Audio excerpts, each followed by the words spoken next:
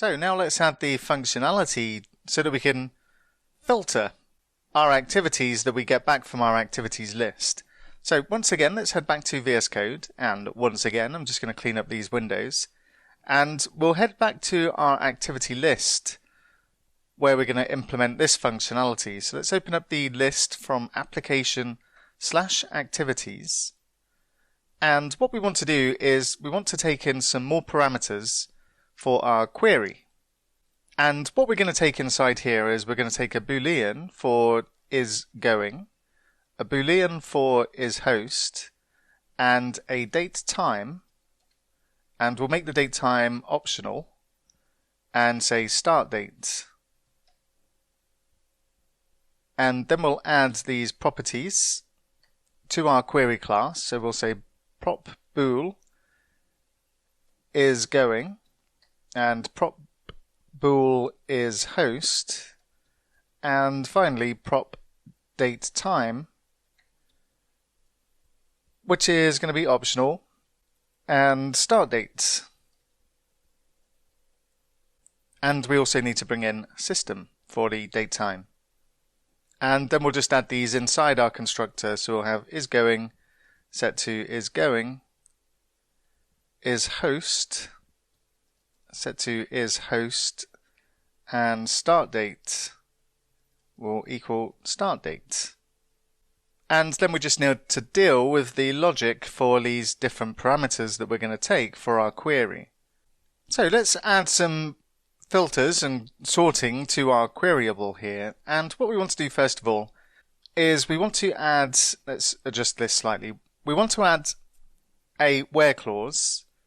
And what we want to do is say where the date, so we'll say x goes to x.date is greater than or equal to the request.startDate. And what we also want to do with our date is give this a default value. So inside our constructor, inside our query, instead of just setting it to start date, let's check to see if it's null. And if it is, we'll set it to the datetime.now. And this way we ensure that we only return activities that are in the future. We don't want to return activities that are in the past by default. So we'll set the where clause here to the request.startDate which will be by default the current date and time. And what we'll also do is add an order by, and we'll say x goes to x.date. And then what we want to do is take care of the filter request that we're going to be receiving. Now we've only got two really, other than the start date. And the start date is going to be received as a parameter, and if a user selects an earlier date, then that's the date that we're going to start receiving our activities from. But the other two scenarios is to handle the is going and the is host. So what we'll do is just below our queryable, we'll add some if statements, and we'll say if the request.isGoing and the request.isHost is not set, then what we'll do is we'll say queryable equals queryable dot where, and then what we'll do is check to see if the currently logged in user is going to any of the activities that we're returning. So what we're also going to need to do is bring in our user accessor so that we can get access to the user's username.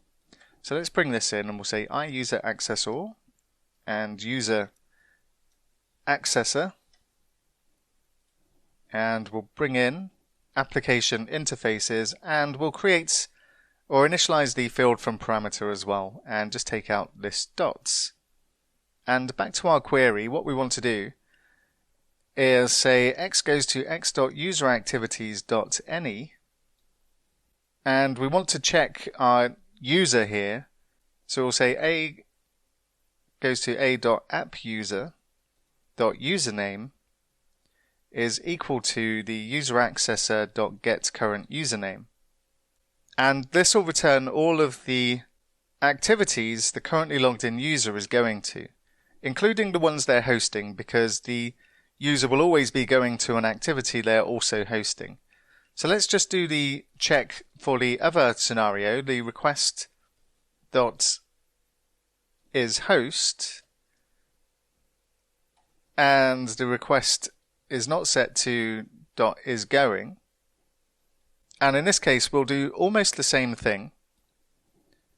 So I'll just copy this down, and in addition to the check to see if the user is part of the user activities collection, we'll also check to make sure that the a.isHost is equal to true. And the rest of this query can stay the same.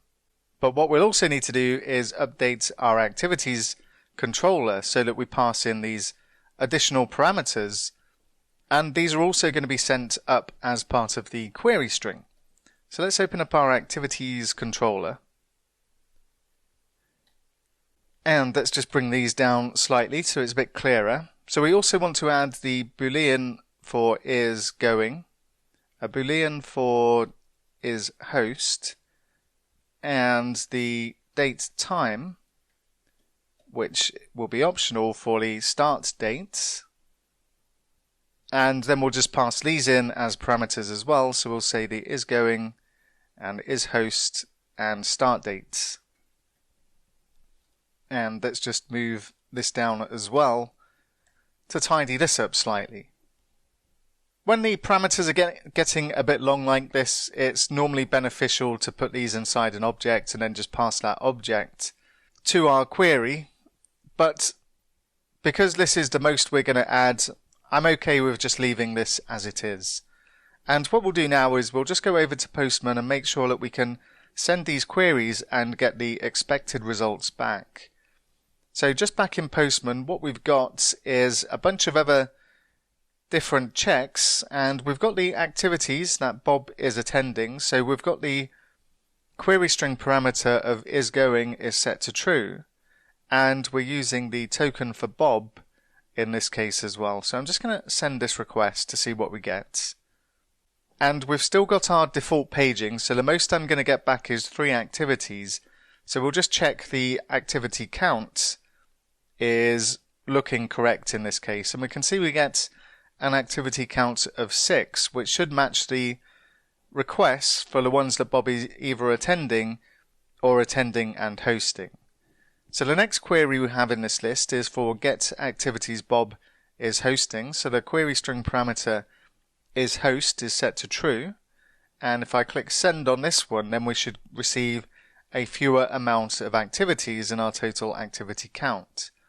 And if I just take a look down, we should see our activity count now equals 3 for the number of activities that Bob is hosting.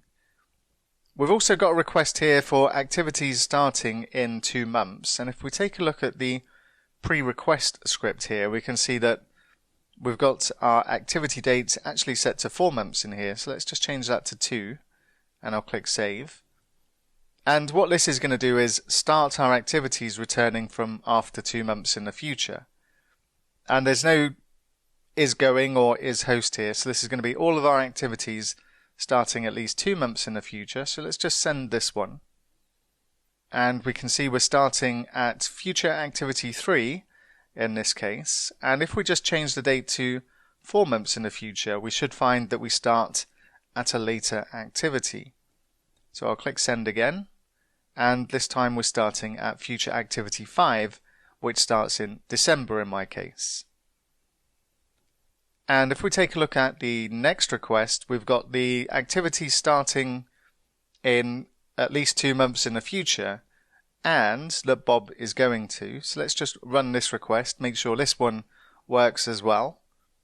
And we can see we're starting at future activity 4, and we're getting 4 activities returned, or there are 4 activities total in this case. And if we just change the date again to set it to 4 months, we should find that we receive even less activities back. And we're starting at future activity 6, and we can see that we're returning, or there's 3 activities that we return from this query. And we've got one more request here as well, and this is to get activities starting at least 3 months ago. So this is going to include activities in the past as well. And in this case, we're setting our activity date variable to -3 months.